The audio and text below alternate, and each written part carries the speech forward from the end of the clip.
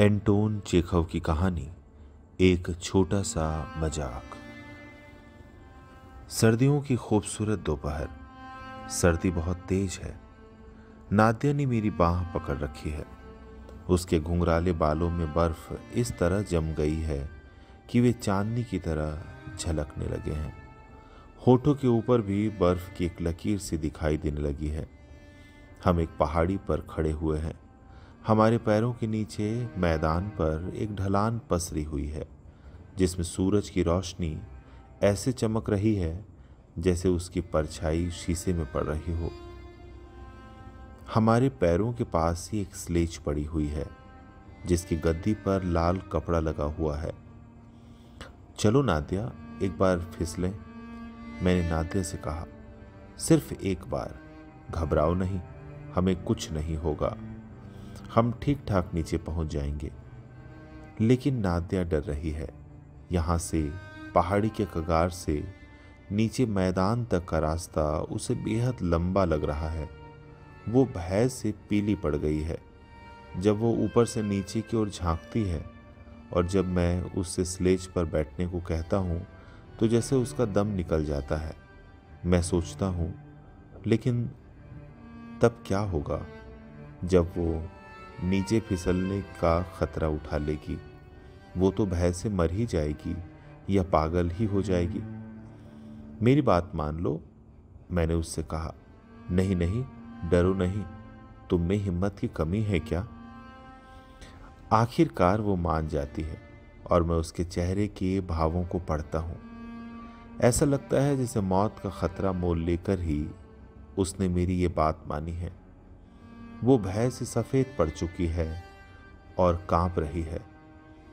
मैं उसे स्लेज पर बैठाकर उसके कंधों पर अपना हाथ रखकर उसके पीछे बैठ जाता हूँ। हम उस अथाह गहराई की ओर फिसलने लगते हैं। स्लेज गोली की तरह बड़ी तेजी से नीचे जा रही है। बेहद ठंडी हवा हमारे चेहरों पर चोट कर रही है। हवा ऐसे चिंगाड़ रही है कि लगता है मानो कोई तेज सीटी बजा रहा हो। हवा जैसे गुस्से से हमारे बदनों को चीर रही है। वो हमारे सिर उतार लेना चाहती है। हवा इतनी तेज है कि सांस लेना भी मुश्किल है। लगता है मानो शैतान हमें अपने पंजों में जकड़कर गरजते हुए नरक की ओर खींच रहा है। आसपास की सारी चीजें जैसे एक तेजी से भागती हुई लकीर में बदल गई है। ऐसा महसूस होता है कि आने वाले पल में ही हम मर जाएंगे। मैं तुमसे प्यार करता हूं नादिया, मैं धीमे से कहता हूं। स्लेज की गति धीमे धीमे कम हो जाती है। हवा का गरजना और स्लेज का गूंजना अब इतना भयानक नहीं लगता। हमारे दम में दम आता है और आखिरकार हम नीचे पहुंच जाते हैं। नादिया अधमरी सी हो रही है। वो सफ़ेद पड़ गई है। उसकी सांसें बहुत धीमी धीमी चल रही है। मैं उसकी स्लेज से उठने में मदद करता हूँ। अब चाहे जो भी हो जाए, मैं कभी नहीं फिसलूंगी, हरगिज नहीं। आज तो मैं मरते मरते बची हूँ। मेरी ओर देखते हुए उसने कहा। उसकी बड़ी बड़ी आंखों में खौफ का साया दिखाई दे रहा है, पर थोड़ी ही देर बाद वो सहज हो गई और मेरी ओर सवालिया निगाहों से देखने लगी। क्या उसने सचमुच वे शब्द सुने थे या उसे ऐसा बस महसूस हुआ था? सिर्फ हवा की गरज थी। मैं नादिया के पास ही खड़ा हूँ। मैं सिगरेट पी रहा हूँ और अपने दस्ताने को ध्यान से देख रहा हूँ। नादिया मेरा हाथ अपने हाथ में ले लेती है और हम देर तक पहाड़ी के आसपास घूमते रहते हैं। ये पहेली उसको परेशान कर रही है।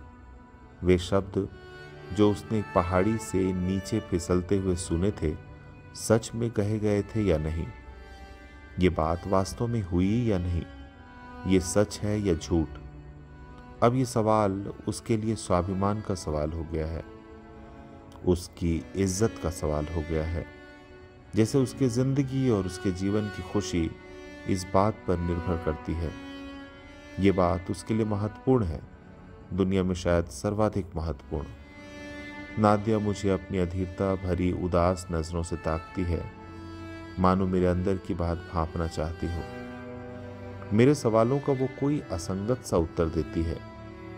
वो इस इंतजार में है कि मैं उससे फिर वही बात शुरू करूं।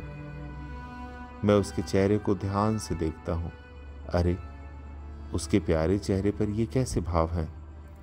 मैं देखता हूं कि वो अपने आप से लड़ रही है। उसे मुझे कुछ कहना है, वो कुछ पूछना चाहती है, लेकिन वो अपने ख्यालों को, अपनी भावनाओं को शब्दों के रूप में प्रकट नहीं कर पाती। वो झेप रही है, वो डर रही है, उसकी अपनी ही खुशी उसे तंग कर रही है। सुनिए, मुझसे मुंह चुराते हुए वो कहती है, क्या? मैं पूछता हूं, चलिए एक बार फिर फिसलें। हम फिर से पहाड़ी के ऊपर चढ़ जाते हैं। मैं फिर से भय से सफ़ेद पड़ चुकी और कांपती हुई नादिया को स्लेज पर बिठाता हूँ। हम फिर से भयानक गहराई की ओर फिसलते हैं। फिर से हवा की गरज और स्लेज की गूंज हमारे कानों को फाड़ती है। और जब शोर सबसे अधिक था, मैं धीमी आवाज में कहता हूँ, मैं तुमसे प्यार करता हूँ नादिया। नीचे पहुंचकर जब स्लेज रुक जाती है तो नादिया एक नज़र पहले ऊपर की तरफ ढलान को देखती है जिससे हम अभी अभी नीचे फिसले हैं, फिर दूसरी नज़र मेरे चेहरे पर डालती है। वो ध्यान से मेरी बेपरवाह और भावहीन आवाज़ को सुनती है। उसके चेहरे पर हैरानी है, न सिर्फ चेहरे पर बल्कि उसके सारे हाव भाव से हैरानी झलकती है। वो चकित है और जैसे उसके चेहरे पर यह लिखा है, क्या बात है, वे शब्द किसने कहे थे? शायद इसी ने, या हो सकता है मुझे बस ऐसा लगा हो, बस ऐसे ही वे शब्द सुनाई दिए हों। उसकी परेशानी बढ़ जाती है कि वो इस सच्चाई से अनभिज्ञ है। यह अनभिज्ञता उसकी अधीरता को बढ़ाती है। मुझे उस पर तरस आ रहा है। बेचारी लड़की। वो मेरे किसी प्रश्न का उत्तर नहीं देती और नाक भौंस चढ़ा लेती है। लगता है वो रोने ही वाली है। घर चले? मैं पूछता हूँ। लेकिन मुझे तो यहाँ फिसलने में खूब मज़ा आ रहा है। वो शर्म से लाल होकर कहती है और फिर मुझसे अनुरोध करती है, और क्यों ना हम एक बार फिर फिसलें। तो उसे ये फिसलना अच्छा लगता है।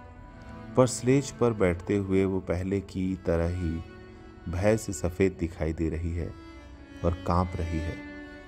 उसे सांस लेना भी मुश्किल हो रहा है, लेकिन मैं अपने होठों को रुमाल से पोंछकर धीरे से खांसता हूँ। और जब फिर से नीचे फिसलते हुए हम आधे रास्ते में पहुँच जाते हैं तो मैं एक बार फिर कहता हूँ, मैं तुमसे प्यार करता हूँ नादिया। और ये पहली ही रह जाती है। नादिया चुप रहती है। वो कुछ सोचती है। मैं उसे उसके घर तक छोड़ने जाता हूँ। वो धीमे धीमे कदमों से चल रही है और इंतज़ार कर रही है कि शायद मैं उससे कुछ कहूँगा।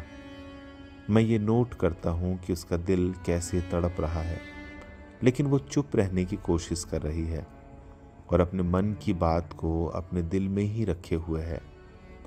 शायद वो सोच रही है। दूसरे दिन मुझे उसका एक रुक्का मिलता है।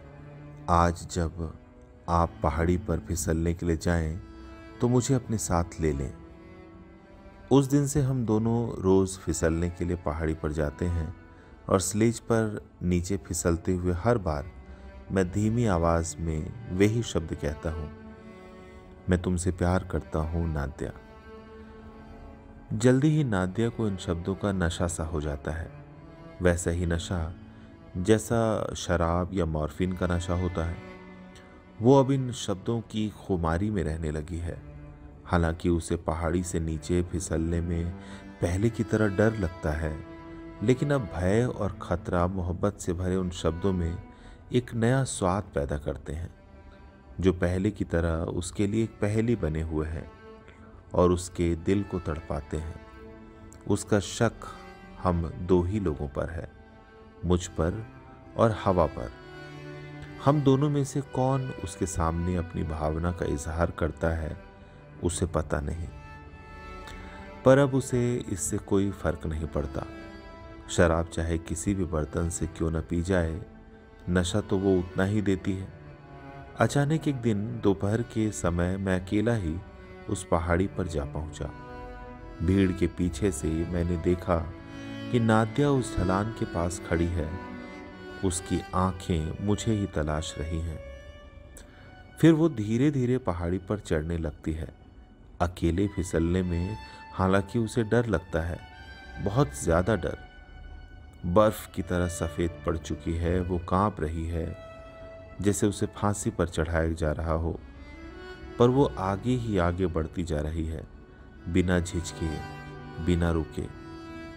शायद आखिर उसने फैसला कर ही लिया कि वो इस बार अकेली नीचे फिसल कर देखेगी कि जब मैं अकेली होंगी तो क्या मुझे वे मीठे शब्द सुनाई देंगे या नहीं। मैं देखता हूँ कि वो बेहद घबराई हुई भय से मुंह खोलकर स्लेज पर बैठ जाती है। वो अपनी आंखें बंद कर लेती है और जैसे जीवन से विदा लेकर नीचे की ओर फिसल पड़ती है। स्लेज के फिसलने की गूंज सुनाई पड़ रही है। नादिया को वे शब्द सुनाई दिए या नहीं मुझे नहीं मालूम। मैं बस ये देखता हूँ कि वो बेहद थकी हुई और कमज़ोर सी स्लेज से उठती है। मैं उसके चेहरे पर यह पढ़ सकता हूँ कि वो खुद नहीं जानती कि उसे कुछ सुनाई दिया या नहीं। नीचे फिसलते हुए उसे इतना डर लगा कि उसके लिए कुछ भी सुनना या समझना मुश्किल था। फिर कुछ ही समय बाद बसंत का मौसम आ गया। मार्च का महीना है। सूरज की किरणें पहले से अधिक गर्म हो गई हैं। हमारी बर्फ से ढकी वो सफ़ेद पहाड़ी भी काली पड़ गई है।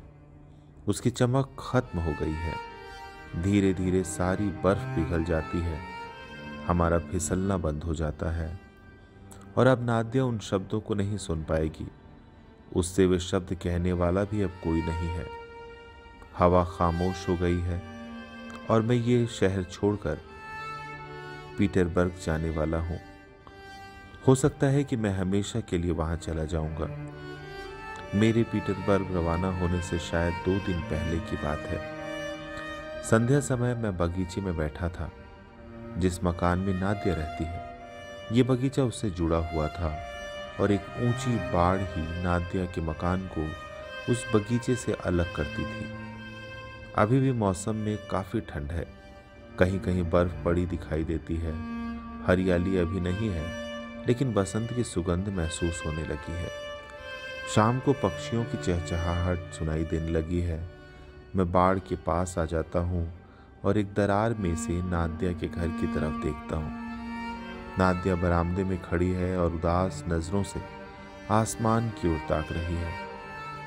बसंती हवा उसके उदास फीके चेहरे को सहला रही है। यह हवा उसे उस हवा की याद दिलाती है जो तब पहाड़ी पर गरजा करती थी जब उसने वे शब्द सुने थे। उसका चेहरा और उदास हो जाता है। गाल पर आंसू ढुलकने लगते हैं और बेचारी लड़की अपने हाथ इस तरह से आगे बढ़ाती है मानो वो उस हवा से ये प्रार्थना कर रही हो कि वो एक बार फिर से उसके लिए वे शब्द दोहराएं। और जब हवा का एक झोंका आता है तो मैं फिर धीमी आवाज में कहता हूँ, मैं तुमसे प्यार करता हूँ नादिया। अचानक न जाने नादिया को क्या हुआ। वो चौंक कर मुस्कुराने लगती है और हवा की ओर हाथ बढ़ाती है। वो बेहद खुश है, बेहद सुखी, बेहद सुंदर। और मैं अपना सामान बांधने के लिए घर लौट आता हूँ। ये बहुत पहले की बात है। अब नादिया की शादी हो चुकी है। उसने खुद शादी का फैसला किया या नहीं, इससे कोई फर्क नहीं पड़ता। उसका पति एक बड़ा अफसर है और उसके 3 बच्चे हैं। वो उस समय को आज भी नहीं भूल पाई है जब हम फिसलने के लिए पहाड़ी पर जाया करते थे। हवा के वे शब्द उसे आज भी याद हैं। ये उसके जीवन की सबसे सुखद हृदय स्पर्शी और खूबसूरत याद है। और अब जब मैं प्रौढ़ हो चुका हूँ, मैं ये नहीं समझ पाता हूँ कि मैंने उससे वे शब्द क्यों कहे थे, किस लिए मैंने उसके साथ ऐसा मजाक किया था।